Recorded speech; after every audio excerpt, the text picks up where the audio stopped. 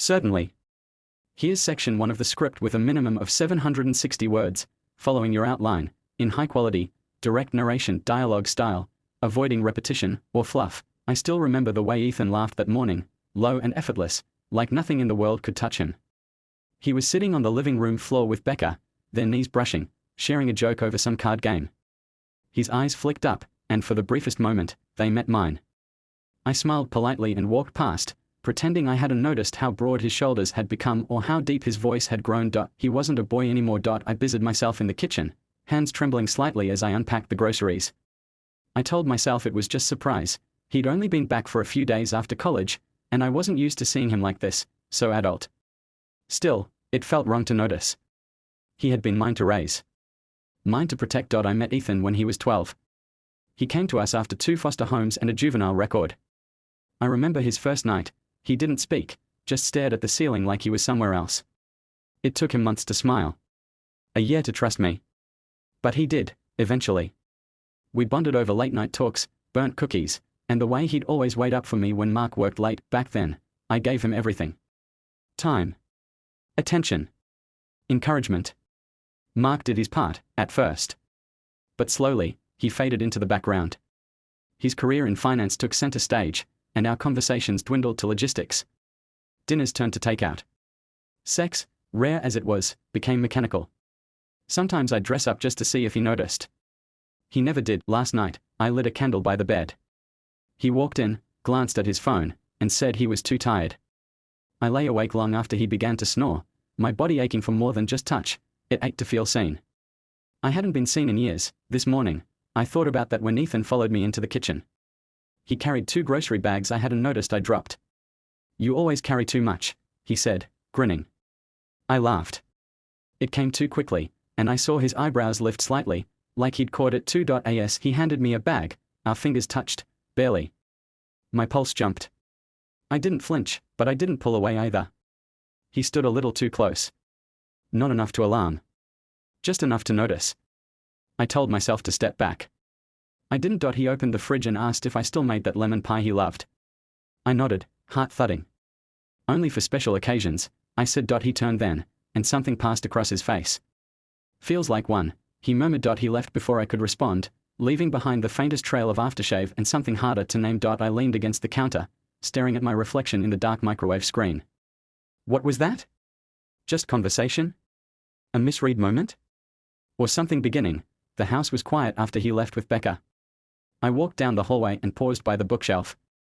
Our family photo sat front and center, taken 3 years ago. Mark's arm was around me, his smile wide and practiced. Ethan stood beside me, hand on my shoulder, eyes crinkled from laughing. I stared at the photo too long. The more I looked, the more my husband's smile looked like a mask. The more Ethan's hand looked like it didn't belong to a child anymore. I shook myself. This was dangerous thinking. Wrong. I'd been married for 16 years. I raised Ethan. I loved him. Just not like this. But when I closed my eyes that night, I didn't see Mark. I saw Ethan standing in the kitchen, his lips parting like he wanted to say more. I saw the way his gaze lingered when I wore that old dress I thought nobody noticed anymore. It wasn't just me. Something had shifted. Quietly. Unspoken. But real, and I couldn't ignore it much longer. Of course. Here's section 2 of the script with a minimum of 760 words, continuing directly from section 1, focused, emotionally sharp, and without any repetition or unnecessary detail. The towels were folded in my arms, warm from the dryer. I walked up the stairs, listening to the echo of laughter from Ethan's room. I hesitated outside his door, intending to leave the towels at the edge like I always did, but the sound changed. Not laughter anymore. Something heavier. A soft thud. Then a breath. Then a moan. I should have walked away. I didn't. The door was cracked open just enough to tempt curiosity. My hand paused on the knob, but I didn't knock. I looked. It wasn't just impulse, it was something else. A pull I didn't want to admit existed. Ethan was behind Becca. Her face buried in the pillow, her back arched. His hands on her hips. The rhythm was steady, controlled. What struck me wasn't the act, it was his expression. Focused. Intent. Then his eyes lifted. Directly into mine. I froze. He didn't stop. He didn't even flinch. He held my gaze like it was part of the act. There was no panic, no shame. Only intensity. Like I was meant to see. I backed away silently, heart pounding so loud I could barely hear my own thoughts. I dropped the towels in the hallway, stumbled into the bathroom, locked the door behind me. My breathing was shallow. My body burned. I splashed cold water on my face, but the heat wouldn't leave. What had I just witnessed? More importantly, why didn't I look away? Later, in my room, I lay on the bed and stared at the ceiling. The image replayed again and again, Ethan's eyes locked with mine, deliberate, almost challenging. I tried to feel disgust. I tried to summon guilt. All I felt was alive. My skin tingled in places I'd forgotten. That scared me more than anything. I told myself it was shock. That I'd caught a glimpse of something private, and my body reacted out of instinct. But I knew better. I hadn't seen my husband in that way in years. Mark barely touched me now unless it was out of habit. I couldn't remember the last time he'd looked at me like I mattered. Ethan had. Just not in the way he should. I rolled over, unable to sleep. My hand drifted beneath the sheets. I hesitated. Then I let it move. Slowly. Cautiously. As though I were touching someone else. My mind tried to force Mark's face into focus. It didn't work. All I saw was Ethan. The way his jaw clenched. The way he held control. The way he never broke that stare. I came undone quickly, with a quiet gasp and a shame that followed like smoke. The next morning, he was already in the kitchen. Shirtless. Hair damp from a shower. He poured coffee like nothing happened. I waited for awkwardness. Averted eyes. There were none. Morning, he said, voice low, casual. I nodded. You and Becca had fun? He turned to me, leaning against the counter, mug in hand. You tell me. The air changed instantly. I set down my glass too hard. He didn't flinch. I don't know what you think you saw, I started, unsure of my own voice. I know exactly what I saw, he said. And I know you didn't walk away right away. There was no anger. No embarrassment. Just certainty. And something bold beneath it. He walked past me, brushing my arm. I didn't move. Neither did he. He leaned in slightly, his breath against my ear. I didn't do it for her. I stared straight ahead, fists clenched at my sides. He walked away. No apology. No explanation. Just the truth, hung between us like a secret neither of us knew how to bury. Mark came home that night and kissed my cheek out of routine. I flinched. He didn't notice. He talked about a conference. Something in Dallas. 4 nights. I nodded. Later, I folded towels again. This time carefully. Silently. I paused outside Ethan's door but didn't knock. I didn't have to. Some things don't need an invitation. Only a window. And I'd already looked through it. Here is section 3 of your story, direct, emotionally clear, and written with a minimum of 760 words, no repetition, no fluff, and fit for faceless narration. The next morning, I asked Ethan to leave. There was no yelling, no second chances, no drawn-out explanations. He tried to talk, tried to touch my hand, but I stepped back. I told him I didn't want to hear his version again. He packed a bag, kept his head down, and walked out without saying goodbye. I locked the door behind him, and for the first time in years, the house was quiet in a way that didn't feel safe. Maya had already gone to stay with her mother. She left a single note in her bedroom drawer that I found later. It didn't say much, just that she was sorry and confused. She wrote that she never meant for things to go that far. I didn't know if she was protecting him or still in denial, but either way, I knew I wasn't the one she was apologizing to. Liam didn't come home for 2 weeks. I called every other day, left voicemails, even messaged his best friend to make sure he was okay. He finally responded with a short message, still breathing. I didn't push. I just waited. When he came back, he was thinner, quieter, harder. He sat across from me in the kitchen and said, "You didn't deserve that." But neither did I. I nodded. He didn't stay long. He just needed me to hear it. And I did. I reported Ethan. I wasn't sure what would come of it, but I had to try. I brought screenshots, copies of messages, and my statement. Maya didn't press charges, but she didn't deny the relationship either. Detective Ruiz took the case seriously, said it was complicated but worth pursuing. Ethan was questioned. His job found out. He resigned within a week. Quietly. Like a man slipping away from the consequences he created. I started therapy. Not just for the betrayal, but for everything I ignored along the way. The small betrayals, the gut feelings I silenced, the things I let slide because I wanted peace. My therapist said it was common, people choose comfort over confrontation until it's too late. I hated how much that applied to me. Natalie stayed close. She brought groceries, helped clean the house, kept me company on nights when the silence got too loud. She never said, "I told you so." She just let me grieve in pieces. There was a day I couldn't get out of bed. She came over, opened the windows, made tea, and sat beside me for hours. No advice. Just presence. That was what I needed most, someone who didn't need to fix it. A month passed before I heard from Maya again. She sent a letter. Handwritten. Said she didn't know what real love looked like. That she mistook attention for care. That Ethan had filled a space she didn't know was empty. She admitted to initiating some of it but said he never stopped her. That he should have been the adult. That he wasn't. She didn't ask for forgiveness. She said she was going to therapy and hoped someday she could look in the mirror without shame. I read it 3 times. I didn't cry. I didn't feel relief or rage. Just a deep, aching sorrow. For her. For Liam.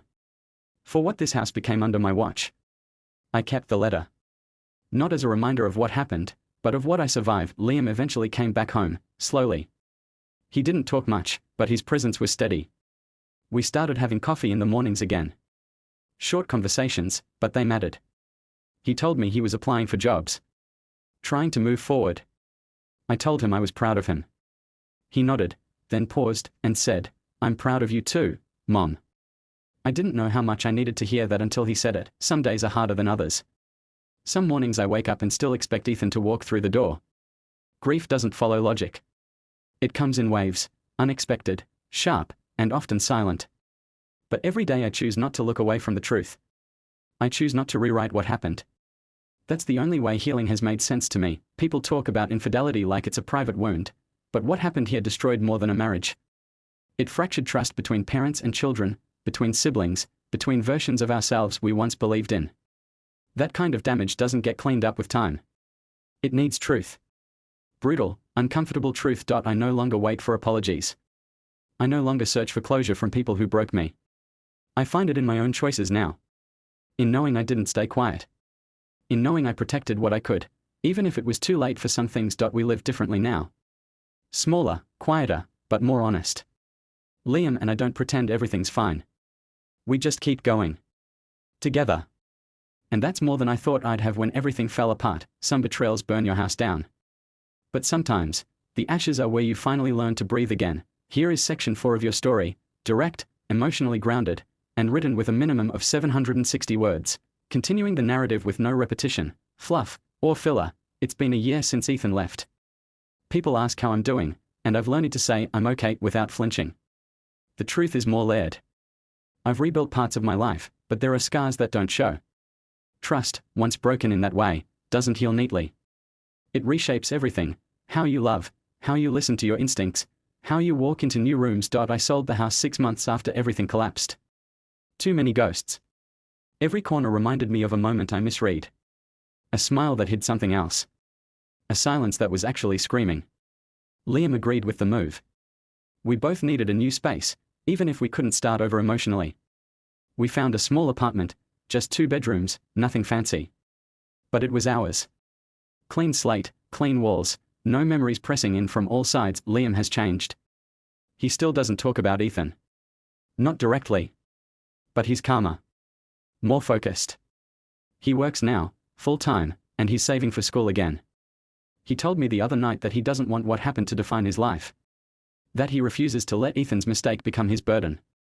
I admire him more than I can say.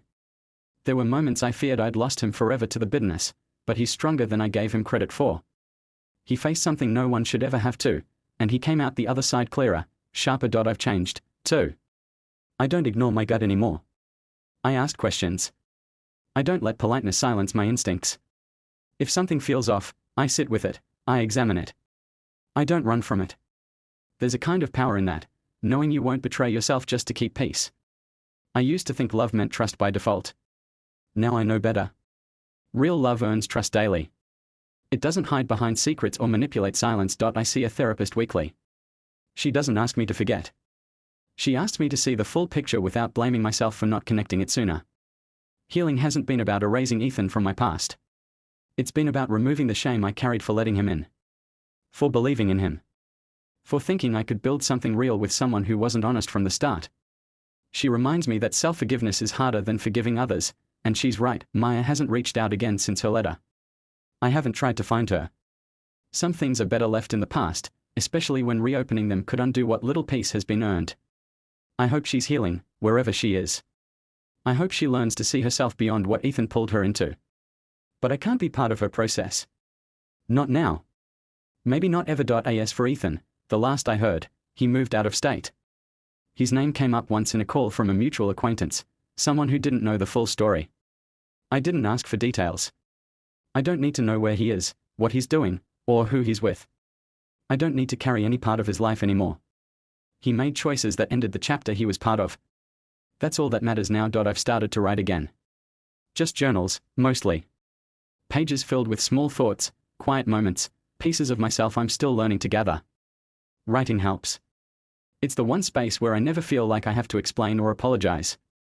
Some entries are about Liam, about the strength he's shown. Some are about who I used to be and how far I've come. Some are just reflections on the silence, how heavy it used to be, and how now, sometimes, it actually feels peaceful. There's no happy ending here in the traditional sense. No dramatic revenge, no sudden romance, no final closure wrapped in a bow. Just life. Raw, honest, quieter than before.